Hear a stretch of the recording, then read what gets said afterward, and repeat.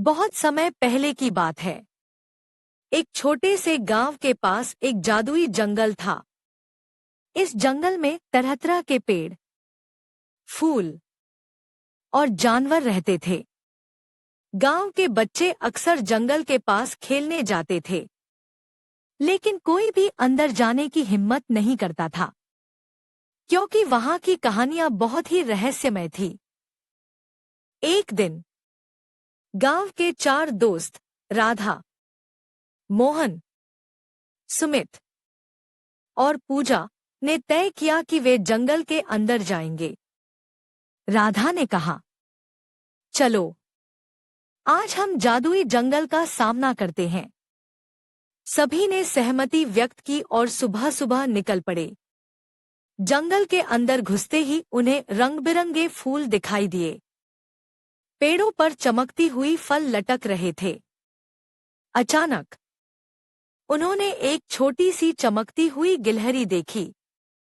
गिलहरी ने कहा, नमस्ते दोस्तों, मैं आपकी मदद कर सकती हूँ। क्या आप जादुई फल खाना चाहेंगे? बच्चों ने उत्सुकता से कहा। हाँ, हाँ। गिलहरी ने उन्हें जादुई फल दिए। जैसे ही उन्होंने फल खाया, उनकी आंखों के सामने एक अद्भुत नजारा खुल गया। उन्होंने देखा कि जंगल में सारे जानवर बातें कर रहे थे, पक्षी गा रहे थे और फूल नृत्य कर रहे थे। लेकिन तभी एक बुरी आत्मा ने उनका ध्यान खींचा। उसने कहा, तुम लोग इस जंगल में क्यों आए हो? तुम्हें यहाँ नहीं होना चाहिए। बच्चों को डर लगने लगा, लेकिन राधा ने हिम्मत जुटाई और कहा, हम तो बस यहाँ की सुंदरता देखने आए हैं। बुरी आत्मा हंसते हुए बोली, अगर तुम मेरे सवालों का सही जवाब दोगे तो मैं तुम्हें जाने दूंगी।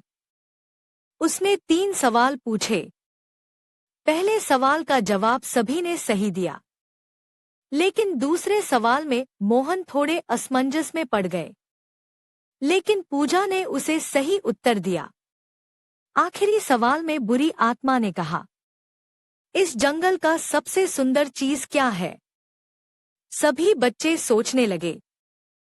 फिर सुमित ने कहा, इस जंगल की दोस्ती और एकता। यहाँ सभी जानवर और फूल मिलकर रहते हैं। बुरी आत्मा यह सुनकर चकित रह गई। उसने कहा, तुम सबने सही जवाब दिया है। तुम लोग सच्चे मित्र हो। अब तुम यहाँ से जा सकते हो और यह जंगल हमेशा तुम्हारा है।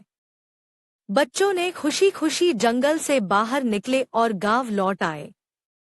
उन्होंने सभी को अपनी कहानी सुनाई और बताया कि जादुई जंगल में दोस्ती की ताकत कितनी महत्वपूर्ण है। उस दिन से गांव के बच्चे जादुई जंगल को अपने प्यारे स्थान के रूप में मानने लगे। वे अक्सर वहां जाते, लेकिन अब वे समझ गए थे कि असली जादू दोस्ती और एकता में है। और इस तरह राधा, मोहन, सुमित और पूजा की दोस्ती और भी मजबूत हो गई और जादुई जंगल ने हमेशा उन्हें अपने दिल में जगह दी।